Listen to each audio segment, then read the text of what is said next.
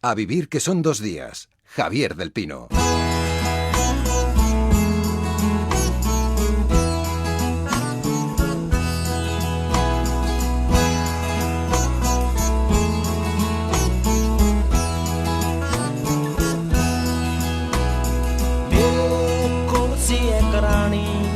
शायद मैं कहमा ओदे कोल सी मैं ओने ओदा कमरा दुखा लिया है नी ये अच्छी नॉर्वेजियन लकड़ी ओने क्या रहना था मैं जा जित भी तेरी मर्जी मैं आले वाले देखा कोई उठे को सी नी सी मैं दुई ते बह गया समा सोच के ओदी शराब पी के así 2 बजे तक Ramón Lobo, buenos días. Muy buenos días, ¿qué tal? Es divertida la foto esta de Obama que te enseñaba, ¿verdad? La polémica. Obama baja de un helicóptero con un café de Starbucks en la mano y entonces saluda a los marines que le están esperando al pie del helicóptero. Saludo militar, pero con el café con leche en la mano. Entonces, sin echárselo encima. Sin echárselo, que tiene mérito también, que tiene sí. mérito. Y se ha montado una buena Fox News diciendo que eso es una falta de respeto al estamento militar y tal. Claro, allí los cómicos han hecho la broma. Jon Stewart hacía la broma de esto George Bush nunca lo haría. Y ha aparecido una foto de George Bush saludando con un perro en la mano, que también tiene mérito, que hay que encorvarse mucho. Sí, ¿no? sí. Sin que Bush muerda al perro. Exacto. Bueno, cada país tiene sus polémicas, ¿no? En tu caso, Ana Botella, Rouco Varela, Ruiz Gallardón, te has quedado sin referentes.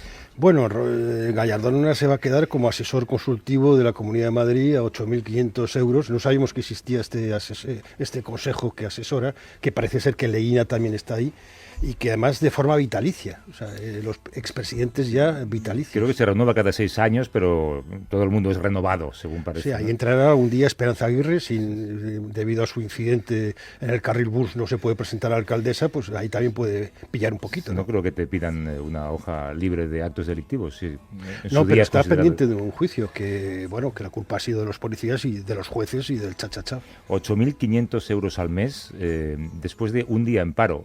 Está bien, ¿eh? Sí, bueno, y Magdalena Álvarez lleva 10.000 y pico después de haber estado en el Banco Europeo de no sé qué, el BEI, nombrada por sus méritos. Bueno, hablamos de cosas importantes mejor.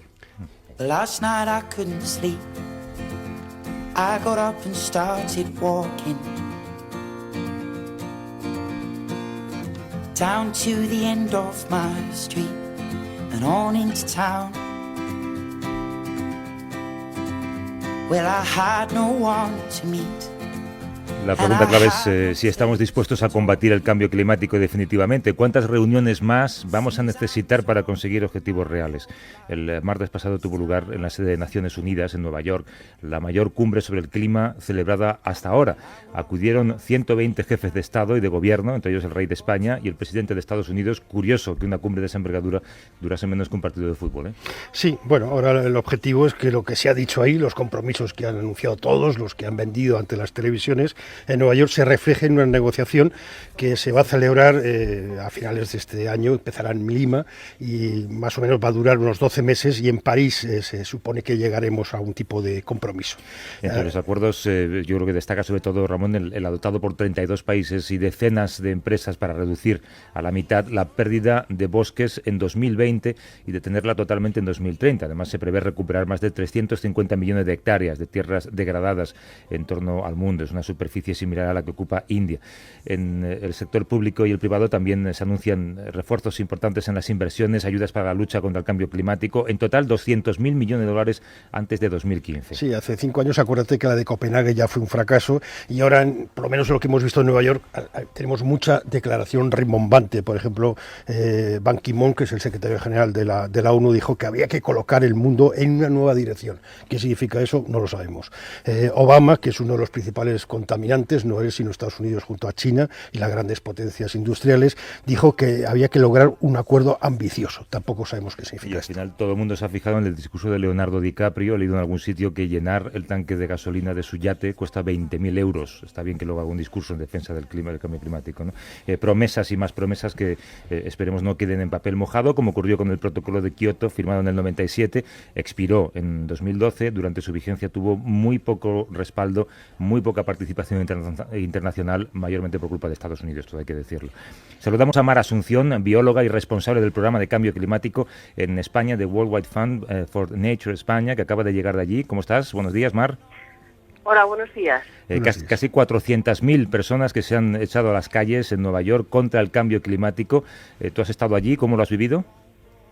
Pues la verdad es que fue impresionante, ¿no? Porque antes éramos los ecologistas, los científicos, los que alertábamos de que era necesario tomar medidas para luchar contra el cambio climático, pero ahora hemos comprobado que no estamos solos, ¿no? Entonces, el vernos arropados por tantas personas que yo comenté, hablé con ellas, ¿no? Y les preguntaba, y claro, es que se veían también muy afectadas porque no hace mucho han sufrido el huracán Sandy, y además porque ya están viendo que el cambio climático efectivamente está llamando a las puertas de su casa.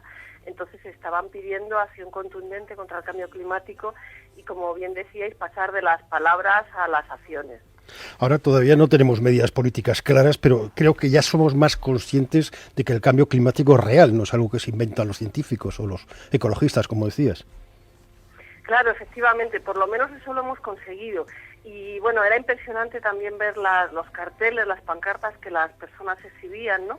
De que ya hay mucha concienciación, ya se sabe que además es posible luchar contra el cambio climático porque las tecnologías están ahí, existen las energías renovables, hay muchas medidas de eficiencia energética, se puede mejorar mucho en el transporte y sin embargo todavía lo que estamos viendo es que no hay la voluntad política suficiente para implantarlas, ¿no? Que se siguen priorizando los intereses, pues ahora mismo estamos con el tema de Canarias, ¿no? Y los permisos para que se hagan prospecciones petrolíferas. Es absurdo porque nos están diciendo los científicos que hay que abandonar los combustibles fósiles, que si seguimos así vamos a tener un cambio climático catastrófico y que además es posible pararlo. Entonces no tiene sentido y lo que pasa es que se sigue dando prioridad a los intereses de unos pocos, de las empresas pues energéticas, de las empresas petrolíferas, a los intereses de la población. Entonces esto es algo que la gente ya se lanza a la calle y bueno, pues te dice que no a eso y que sí a 100% energías renovables. Y esto es por lo que las personas estamos pidiendo, estamos liderando nosotros la lucha contra el cambio climático y les pedimos a los políticos pues que nos sigan y que ellos hagan su parte. Esto dicho por una bióloga tiene todavía más peso. Mar Asunción, gracias Mar, un abrazo. Un abrazo para vosotros, muchas gracias. Los recortes del 70% en la cooperación española están acabando con la ayuda que mejora la vida de millones de personas en el mundo. Pero también es verdad que serán una oportunidad única para que nos divirtamos eligiendo a quién descartamos. Porque ahora, de cada 10, 7 van a quedar fuera. Llega a 13-10, el reality de la cooperación. Solo 3 de los 10 participantes en ese concurso pueden salvarse, el resto serán descartados y pierden las mejoras que lograron gracias a la cooperación internacional. Hemos escuchado un fragmento del falso reality que la ONG Oxfam Intermón presentó el pasado martes para denunciar consecuencias graves que puede tener que los recortes se sigan aumentando en la ayuda internacional, ¿no? Sí, la cooperación española se mantuvo bastante bien entre el 2008 y el 2012, cuando ya teníamos la crisis, pero a partir de ahí ha sido un desastre. Los recortes son del 70%. Es la partida más recortada, dejamos a millones de personas desatendidos y somos uno de los países europeos que menos está invirtiendo ahora. Tenemos un gobierno a la derecha que ha convertido a la cooperación en un cero a la izquierda. Y por eso Acción contra el Hambre tiene que empezar a trabajar también en España, además de fuera de España, ¿no? El presupuesto para este año está por debajo del 0,15%, el nivel más bajo en 25 años, muy lejos del ansiado 0,7%. Nuestro gobierno no debería ignorar sus responsabilidades en lo que se refiere a cooperación al desarrollo, porque además pierde credibilidad, pierde también una posición internacional ideológica, aunque sea, ¿no? Sí, incluso pierdes dinero, porque la credibilidad en países que están con problemas hoy, mañana, cuando dejen de tener problemas, la imagen de España tendrá una buena imagen para que las empresas puedan actuar. Dejamos abandonados gente en Haití, recordemos que hemos tenido una participación importante en el Mitch, en Ruanda, en Mozambique. La cooperación española ha sido ejemplar y muy activa en muchos países y ahora estamos dejando dejando a miles de personas abandonadas. Según dicen en Oxfam Intermón, en las 2 últimas décadas se ha conseguido que 700 millones de personas salieran de la pobreza extrema. Se ha conseguido reducir en un 41% la tasa de mortalidad de niños menores de 5 años, pero queda muchísimo por hacer, muchos retos. Por ejemplo, 1.200 millones siguen viviendo en la pobreza extrema. 3 millones de niños recién nacidos mueren cada año por causas que son evitables si quisiéramos hacerlo. Descartar personas es inhumano, es perverso. Eso es lo que han querido reflejar en ese falso reality 3 de cada 10, el reality de la cooperación. Vamos a saludar, Ramón, a Zinia Quirós, que es responsable de esa campaña Sí me importa. ¿Cómo estás, Zinia? Buenos días. Hola, buenos días. Buenos días. Menos mal que 3 de cada 10 es un programa falso. Lo que pasa es que podría ser verdad, ¿eh? Totalmente, es un poco lo que queríamos reflejar precisamente con este reality sarcástico y un poco grotesco, ¿no? Que nos colocaba en esa situación de tener que descartar personas para que nos diésemos cuenta de que detrás de ese recorte acumulado del 70% hay vidas humanas, hay personas, hay historias de vida que se quedan totalmente truncadas de un día para otro por una decisión de nuestros gobiernos, ¿no? De los sucesivos que ha ido habiendo desde que arrancó la crisis económica. ¿Tú crees que el ciudadano español es consciente que esto está ocurriendo con sus impuestos? Yo creo que no. De hecho, el punto de partida, antes de empezar incluso a diseñar esta campaña desde Oxfam Intermón, arrancamos con una fase de análisis muy fuerte, saliendo a la calle a ver qué sabía la gente acerca de la cooperación española, qué opinión tenían sobre ella, y lo que nos dimos cuenta es que la inmensa mayoría de la sociedad española desconoce, en primer lugar, que la cooperación es una política pública pagada con los impuestos de todos y de todas, con lo cual, si desconoce eso, tampoco sabía que fue precisamente la política pública más recortada de todas, con ese recorte del 70%, detrás del cual hay rostros humanos y vidas de personas. Esa es la razón por la que hemos apostado por ese formato comunicativo del reality, que es un formato que todo el mundo entiende, te guste o no te guste, pero que llega a todo el mundo, ¿no? Llega un poco a la mayoría de la ciudadanía española para que nos diésemos cuenta de lo que estaba ocurriendo de verdad con la cooperación española. Es una cuestión, Sinia, de prioridades, ¿no? Y que tú pensarás en cooperación cuando ves, yo qué sé, pues ciudades en las que se asfaltan calles innecesariamente, o aeropuertos vacíos, o sueldos de 8.500 euros al mes pagados con erario público, ¿no?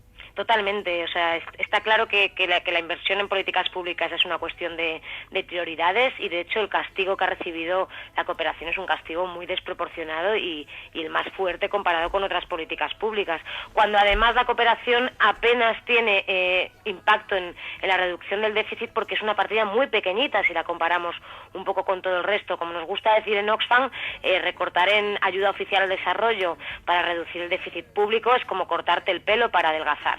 O sea, tiene un poco ese mismo impacto, pero sí que genera el abandono de millones de personas en otros países. Recordemos un estudio de la Universidad de Las Palmas que cuantificaba en 40.000 millones al año de euros el dinero que se pierde en la corrupción. Con la corrupción. Son 4 veces los recortes de sanidad y educación. ¿Qué puesto ocupamos España ahora mismo en el ranking de donantes? Antes llegamos a estar en el 7º o el 8º. ¿Ahora cómo estamos? Estamos francamente mal, la verdad. En 2013, que son los últimos datos que tenemos, que publica el Comité de Ayuda al Desarrollo de la OCDE, ocupábamos el puesto 21 de los 28 de la lista de 28 donantes. O sea, solo estamos por delante de países como República Eslovaca, Polonia, la República Checa, Eslovenia. O sea, países como Portugal están encima de nosotros, ¿no? Y además, este puesto en el ranking de donantes no equivale al puesto que ocupamos como economía mundial, ¿no? Estamos en el puesto 13 como economía mundial, con lo cual esa es la divergencia que nos demuestra de nuevo que esto es una cuestión de prioridades y que no hay voluntad política actualmente a la hora de invertir en cooperación. Como me gustaría tener más poder de decisión con lo que se hace con mis impuestos, Sinia. A mí también. Zinia Quirós, nos despedimos con otro fragmento de ese vídeo de la campaña. Gracias y suerte. Gracias. Hasta luego.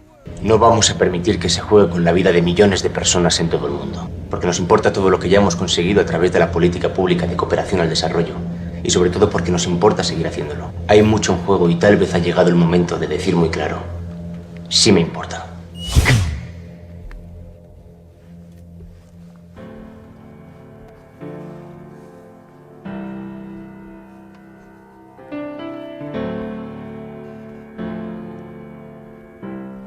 hemos comentado, Ramón, la muerte de Manuel García Viejo, ¿no? También ha fallecido, no ha superado el virus del ébola. Sí, es un hermano que ha trabajado en Sierra Leona, ha trabajado en África muchísimos años. 30 años de sus 69 en África, y de los últimos 10 o 12 en Sierra Leona. Es el segundo fallecido, misionero también. Bueno, yo no soy creyente, ya lo sabes. Es más, te gusta mucho meterte con los curas, hay que decirlo. No, con los curas no, pero los misioneros, yo tengo un enorme respeto por los misioneros y las misioneras que he encontrado en África. Creo que hacen un trabajo ejemplar y me siento disminuido como persona con la muerte de gente como García Viejo. Ramón, un abrazo. Un abrazo.